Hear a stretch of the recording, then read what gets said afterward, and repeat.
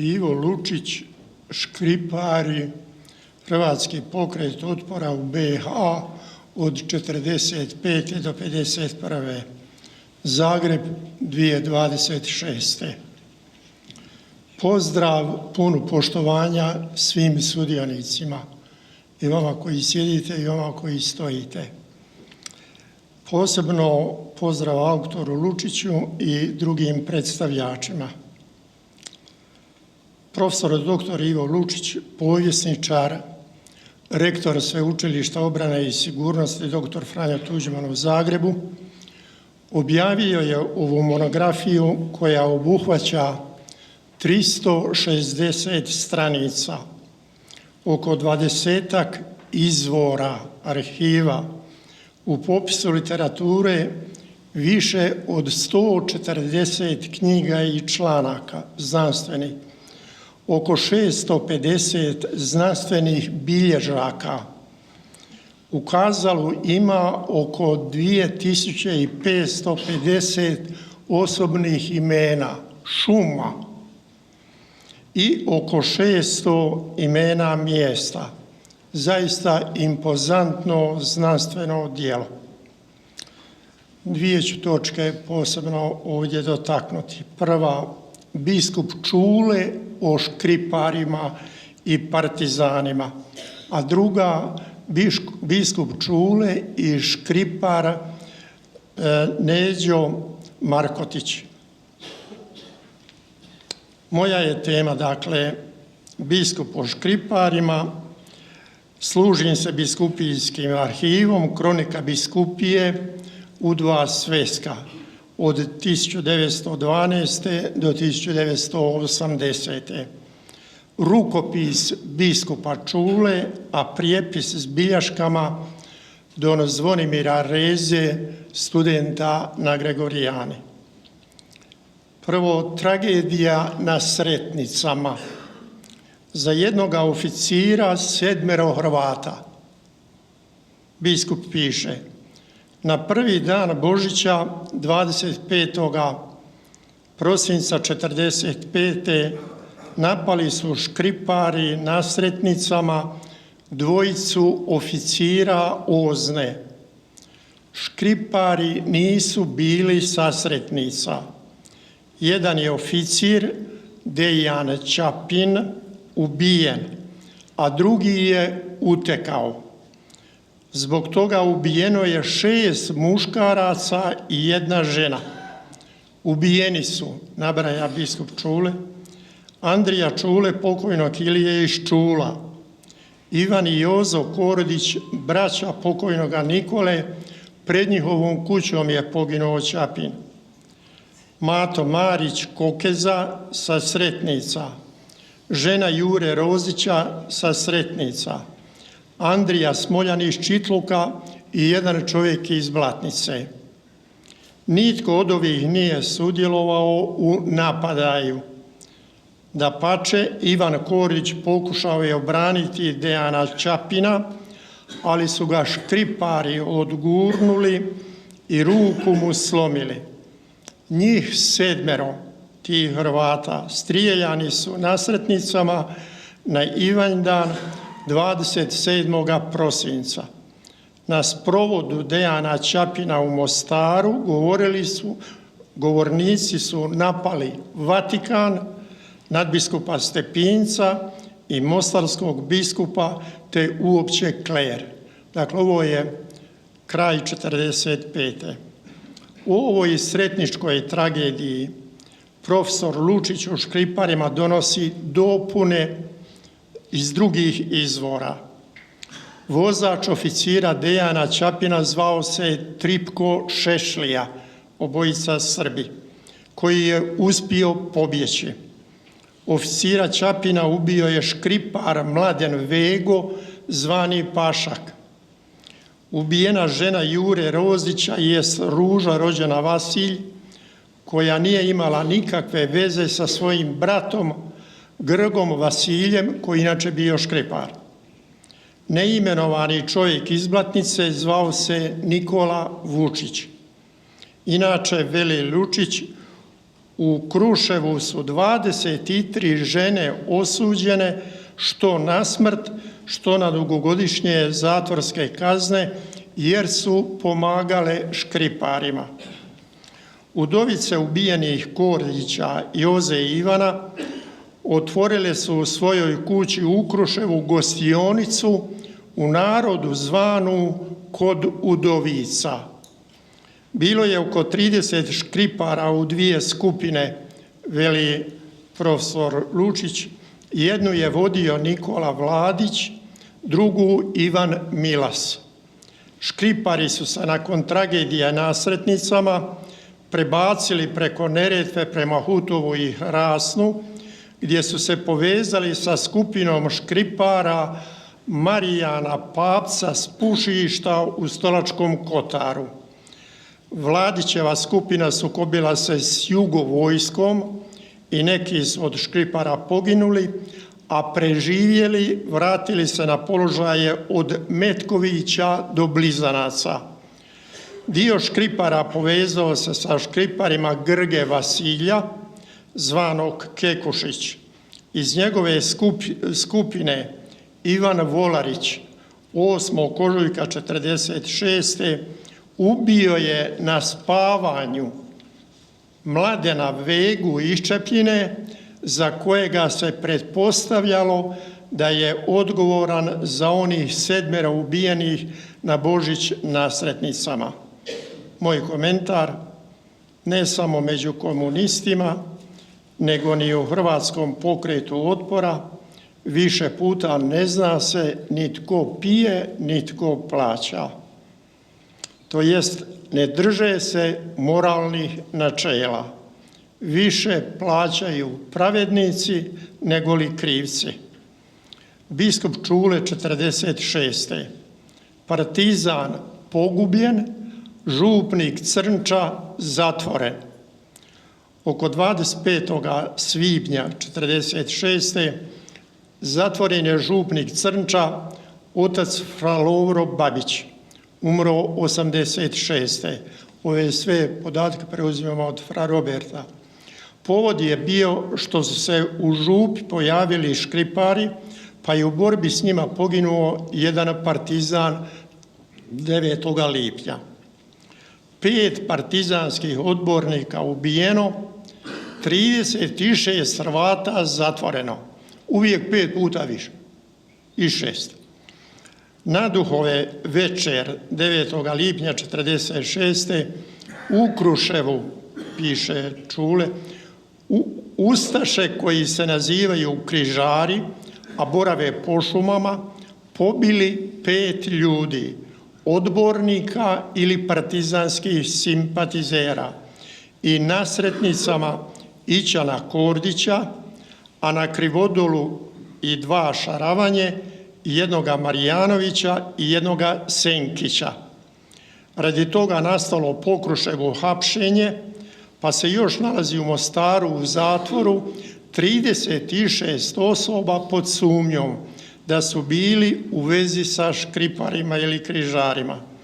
Među uhapšenima, veli biskup, nalazi se i kći moga brata Marka i Janja. Profesor Lučić, na temelju stradanja Hrvata Kruševa, knjiga izašla 2004. objavio je don Ljubo Planinić, donosi imena poginulih. Tijekom noći 9. lipnja ubili su križari 3 odbornika, Ivana Ićana Kordića sa Sretnica, te Martina Marijanovića i Marijana Šaravanju, sina Marijanova, te Grgu Senkića, kojega su optužili da nije odbornicima predao poruku iz Mostara. Grgo je, po svemu sudeći, veli profesor Lučić, ubijen bez ikakve krivnje, poruku je predao. Krvavi se obračun odvija između naših škripara i partizanskih simpatizera koji su također Hrvati. Tako se međusobno ubijaju, kao da nikada neće stupiti na sudište Božje. biskup nastavlja, 3 partizana ubijena, 3 sela raseljena. Pred Božić ubili Škripari iz Kojevca Juru Čolaka u Mokrom. Isto tako u tom mjestu ubili i Anđela Češkića, ali pogrešno, jer su ga zamijenili s njegovim bratom Andrijom Češkićem, koji je također član Skoja. Na Uzarićima isto ubili nekog Udovičića, koji je rodom Dalmatinac, ali se vjenčao u kuću Lovrića. Lučić ovo detaljnije prikazuje. Križari se na prijedlog Stanka Sliškovića, zvanog Paškić, spustili u Mokro, jer su se tamo nalazila neka 2 omladinska aktivista koje treba ubiti, pod navodnicima. Tako je i bilo. 18. prosinca 1946. Slišković je hicima iz pištolja ubio Juru Čolaka, 18 godina, i Anđela Češkića, 19 godina. Točna je vijest da je ubio i Juru Udovičića, sve se nalazi na stranici 94. Znači, nastavlja se krvavi pohod. Katolik Stanko pogrešno ubija katolika Anđela umjesto naumljena mu brata Andriju i još k tomu 2 katolika Jura, pretpostavljeni Skojevaca. O Stanku posljednje vijesti na stranici 139. do 141. ali ne znamo kako je Slišković završio. Biskup Čule. Kao represalija raseljeno iz Mokrog 70 obitelji koje su otjerane, slušaj ovo, otjerane u Poljica, niže Ravna, u Popovu polju. Danas, ja ne znam, imali i 30 obitelji, sve sami Srbi. Ovi moraju doći u to posve srpsko selo. Suzarića također 3 obitelji otjerane u Poljica. Ostali Uzarićani iseljeni dijelom u Jare, a dijelom u Knešpolje. Iseljenim obiteljima vojska svu stoku poklala. Selo Crnač pretjerano u Izbično. Ovim preseljavanjem rukovodio sin Šimuna Praljka iz Čapljine. Na njega se inače tuže da zlostavlja narod, čak da nogama tuče i ženske. On je također rekao da bi trebalo pobiti sve fratre osim 3. Taj Praljak, to znate koji. Toga Praljka, Mirka, profesor Lučić spominje na stranici 181., 200. i 244. Biskup Čule. Na 16. siječnja 1946. dobili su od UDBE Franjevci na Širokom Brijegu i časne sestre na Lištici nalog da moraju odmah seliti u Mostar. Isto i svi župnici Kotara Široki Brijeg. Na Čerinu je ipak ostao fra Živko Martić, umro 63. Na intervenciju Bože Barbarića, također u Mostarskom Gracu ostavljen je fra Zlatko Sivirić, umro 80. jer su vlasti s njim zadovoljne, jer je on pozivao Škripare na predaju. Međutim, i fra Zlatko je kasnije sam napustio župu. U Rasnu, Rasno, ne Hrasnu, ostao je samo kapelan fra David Zubac, umro 93. jer je navodno obećao govoriti protiv Škripara. Dakle, fra Živka Martića i fra Davida Zubca doktor Lučić ne spominje, a u fra Zlatku Siviriću, crvenom fratru, vidi u Škriparima. Ovo kad kažem da ne spominje, znači u dokumentima koje je nailazio nije ih mogao naći. Godina 47. Biskup Čule. Na 17. siječnja dobio sam poziv na Oznu UDBU, Uprava državne bezbjednosti. ispitivao me Mile Perković iz Prisoja, potpukovnik i zamjenik ministra unutrašnjih poslova za BiH. Predmet ispitivanja bile su moje propovjedi, osobito ona od 31. prosinca 1946. Perković je, nastavlja biskup Čule, dobio široke ovlasti i on rukovodi mjerama protiv svećenstva i škripara, pa je to i protiv biskupa. Malo prije toga održana je u Mostaru okružna skupština na koju su došla i 4 ministra iz Sarajeva.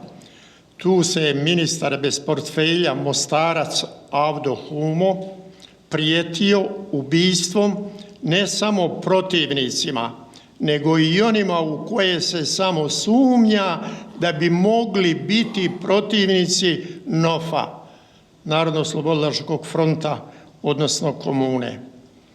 Lučić spominje Milu Perkovića na 2 mjesta i ispravlja biskupa Čulu. On je bio pomoćnik načelnika OZNE za BiH. Inače, o ovome Mili Perkoviću malo se zna, netko kao da se dobro pobrinuo da mu se trag što više zametne. Druga točka, biskup Čule i škripar Neđo Markotić.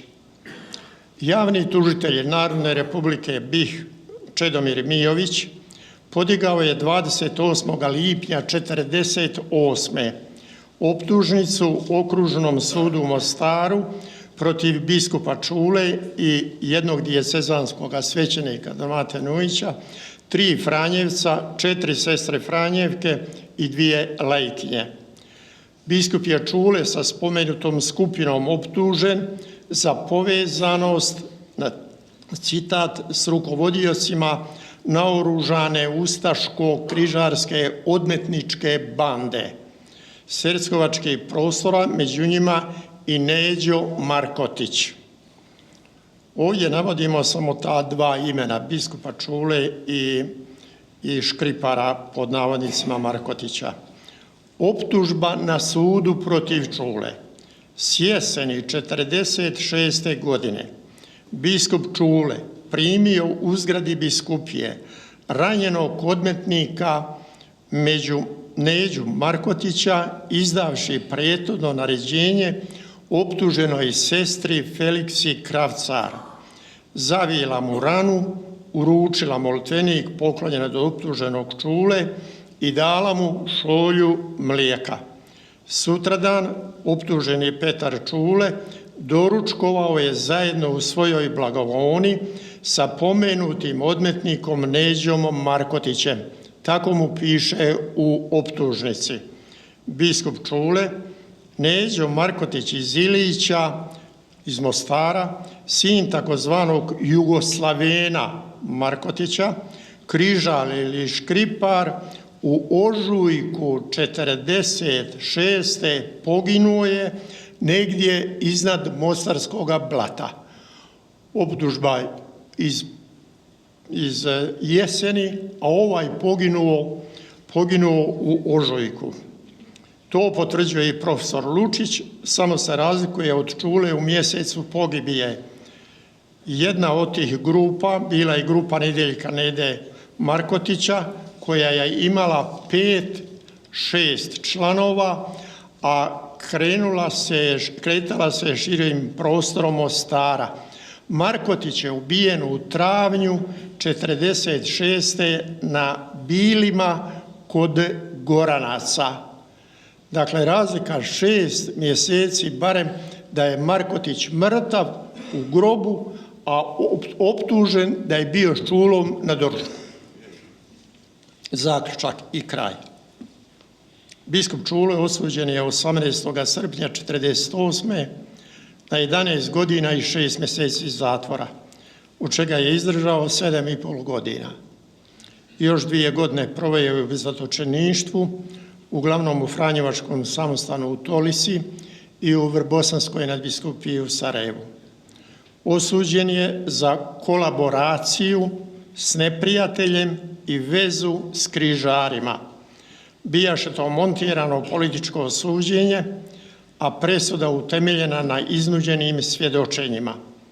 jedan od komunističkih vođa iz Mostara, Džemal Bijedić, poginuo nad Kreševom 1977.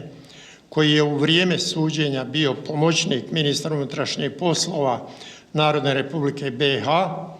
Nakon svega rekao je beogradskom arhitektu Bogdanu Bogdanoviću, a ovaj biskupu Čuli: takva je bila direktiva, moj biskupe. Direktiva da bude osuđen. I još su mu čak rekli, bit će ti dvocifreni broj, 11. Biskup Čulo je u spisu Historijat moga hapšenja i suđenja 3 puta spominje Neđu Markotića. Lučić piše da je u razdoblju od 1945. do svibnja 1959.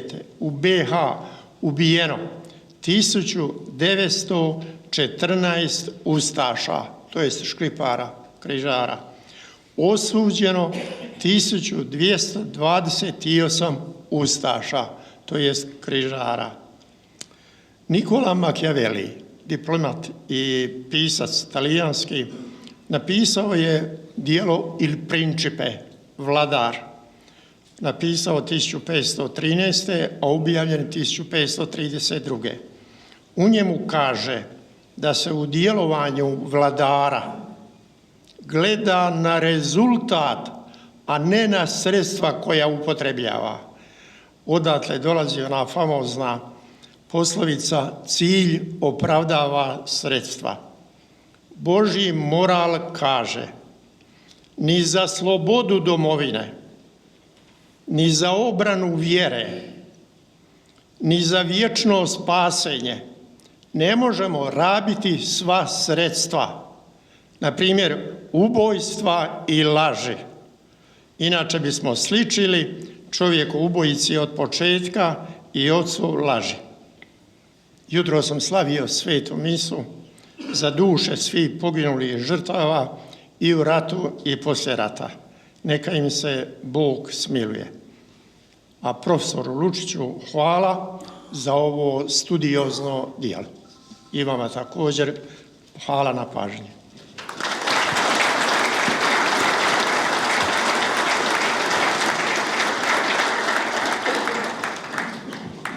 Hvala gospodinu biskupu, doktoru Ratku Periću, na ovim riječima. Ja sam potpuno siguran da među onom trojicom koju je trebalo sačuvati, vratara koje on spominje, ja se sigurno ne bi našao da sam živio u to vrijeme. Mi smo suprotno zaključili.